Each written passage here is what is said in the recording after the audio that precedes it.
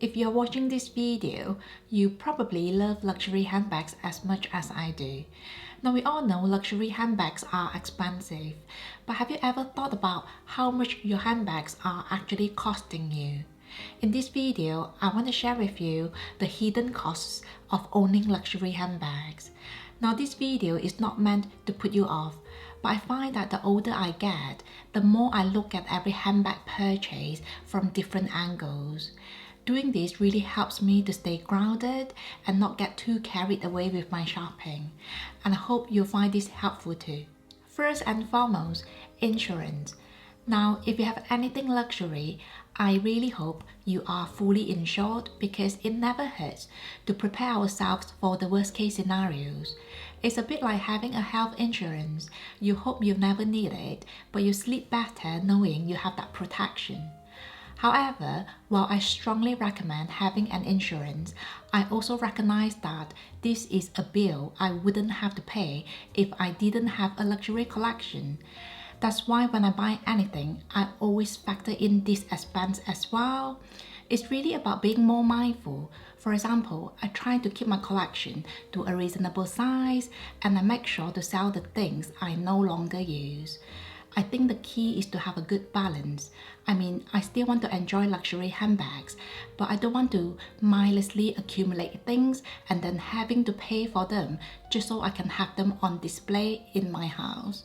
Next, I want to talk about the miscellaneous spending which might incur when you buy a certain handbag. For example, it might be a customized bag insert that you can only use for that one bag. Or it might be accessories such as twillies or a leather charm just to complete the look of the handbag. Sometimes the bag might be so small that you find yourself having to buy a card holder just to downsize. I know there are people who buy beautiful small leather goods just to match their handbags. In the past, I even bought outfits to match my handbags, especially if they were in a color that didn't really match the color palette of my wardrobe. That's why I try to buy everything in neutral colors now because that really simplifies matching and styling. Along the same line with miscellaneous spending, let's not forget about purchase history. And this is especially applicable to very sought after handbags such as the Hermes Kelly, Birkin and Constance. Now I know a lot of people enjoy many things from Hermes, but then there are those who are only interested in their handbags. Regardless, a purchase history is almost always a requirement if you want to get a bag offer, so these costs really should be factored in accordingly. I also want to touch on the lifestyle costs when you own a luxury handbag. So a while ago, my coworker told me her husband just bought a Ford Raptor, which is an American pickup truck. Apparently, there were less than 20 in the UK, which is not surprising because this vehicle is not really compatible with UK driving. In fact, this car now affects where they go on a daily basis because it's too big for one parking spot. So quite often they have to park quite a distance away from their destination because it can be tricky to find the right parking spot. And to be honest, I think we do the same for our handbags to a certain extent. For example, I will pay more for an indoor parking or a closer parking if there's a slight chance of rain because I don't want my handbag to get wet. Or you might go for a taxi rather than the bus or the train because you don't want to risk your handbag getting scratched. Even though I try my best to choose handbags that will fit in my lifestyle, I cannot deny the fact that I still cater to my handbags sometimes. And if you ask me, I think it's ironic how the things we spend good money on now are controlling us in a way. But then again, it's human nature as well because we tend to be more protective if something is expensive. So it's really up to you how much of a price tag you'll be comfortable with. Next, let's talk about accommodation costs. I personally believe that as our collection grows, so does our tendency to want to house our items better, and we might start desiring a nicer looking or a bigger closet. I'll admit I was completely guilty of that. So a while ago, my husband and I were thinking to move, and part of the reasons was because I wanted a bigger closet. But when I sat down and glanced through my wardrobe, I realized it makes so much more sense to sell the things I no longer used rather than buying a bigger house to store them. You might not agree with this, but I think having a big closet can sometimes make you want to buy more to fill the gap. It's almost like how we fill our house with furniture.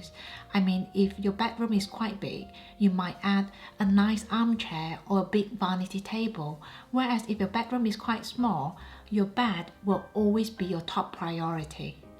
The next one is a big factor I always consider when buying a handbag or anything luxury, and that's the cost in terms of time.